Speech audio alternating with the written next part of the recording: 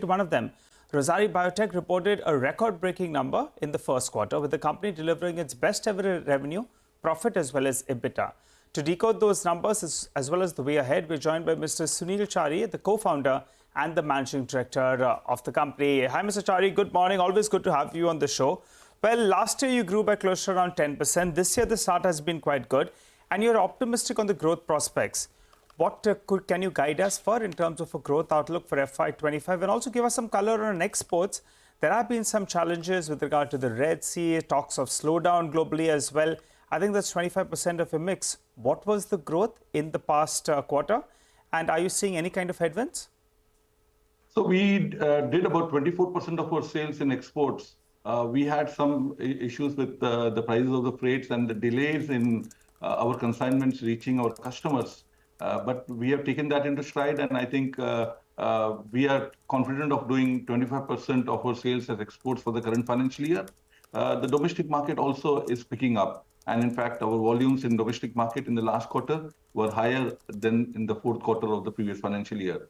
So we are happy that, on both the fronts, the domestic and the export front, our volumes are growing. The HPPC, which is our driver, it is now nearly 3/4 of our sales, which is at 75% of our sales. And the last 5 quarters, we are consistently growing, both in terms of top line and in terms of EBITDA as well. At 35 crores, we had the highest ever PAT in the history of Rossari Biotech Limited. So, Mr. Chari, you're saying that exports will constitute around 25% of the mix. The consolidated growth will be what for the year? At this moment, times are very uncertain, so I'm not able to, give you a number on what we will grow. But I think we should grow at a good speed this year. Good speed. Would the first quarter numbers sustain into the next couple of quarters, or would it be, around these levels itself? Yeah, I think we should be around these levels or higher. But there is no possibility seen to go lower than these numbers. All right, so at least 19%, and at higher levels you can see growth anywhere between 20 to 25% as well. And this at the same time you have a lot of capacity coming up in phases as well. I see the expansion on the H facility. There is the commissioning for your ethoxylation capacity, etc. as well. So on what phases do these capacities come on board, and what does that do to your incremental revenue at peak? What is the potential here? So the expansion will be completed by March of 2025. So the next year we should see the increase in our production and increase in sales due to the new expansion which is coming up. This depends on we getting ethylene oxide from plants, and we are expecting a good growth in next year because you put up good capacities for ethoxylation and surfactant manufacturing. Even at Rossari Biotech Limited, the H site, we have put up backward integration into some of our key raw materials for Unitop, and that should also show us in numbers in the next year. So, if you could simplify this for us, what is the increase in your gross block going to be because of these phased capacity expansions, and as a result of which, what could the incremental revenue be? What are typically the asset turns in these plants that are coming up? So as on 31st March 2024, our gross block was 415 crores. We think by March 2025, on a consolidated level, our gross block should increase by about 100 crores. And at a peak, we expect every rupee of money we invest in Capex to give us 4x minimum in terms of sales. So 400 crore in terms of incremental sales, that is likely to play out over FY26-27. That's correct? Yes. Okay, all right. What about animal health? Out there appears there is still some pressure. Revenues were down by 7% as well as 21%. What is leading to this? And when do we see growth come back to this segment? Which quarter?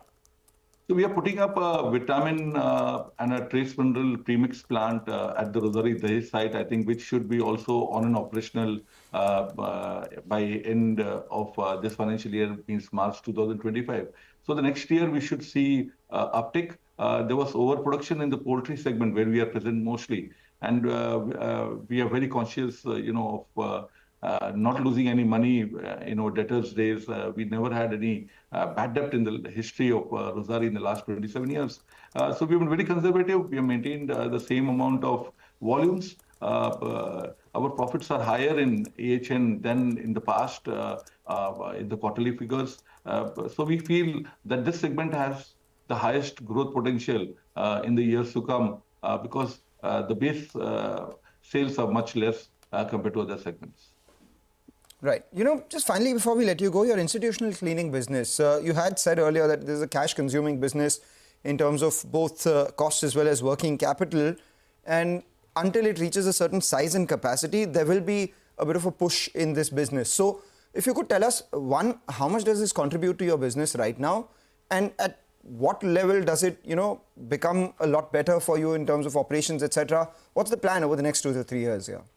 So the last year, the institutional chemicals business we call Rossari Professional now, which it was called Buzul Rossari earlier. And this we did about 150 crores. And this year, we are expecting that to become 250 crores. So it will be nearly a 60% growth over last year. This requires a lot of investment in terms of people to service, to audit, to maintain and train the workforces. We primarily deal in products which are for the cleaning, hygiene and disinfection segment. And this goes into airports, malls, hospitals, offices. And there is a lot of unskilled, staff and workers and with the facility management companies who are our primary customers. And we need to train and maintain. For example, if we go to a 5-star hotel, we need to check the microbiological load on the dishes we wash or, the linen we wash and help them wash at their sites. And because of this, the competition is not very big, but the competitor who is there with us in this segment is a leader for the last 40 years. And we are breaking new grounds everywhere, primarily because we are continuously investing in putting up people everywhere so that we are able to service it better always. All right. Thanks a lot, Mr. Chari, for joining in. 250 crores from that business this year. But of course, you are investing out here. So maybe we'll see growth out there going forward as well. And maybe, your return ratios would improve once these assets sweat. While you were speaking, at the bottom of your screen, there was some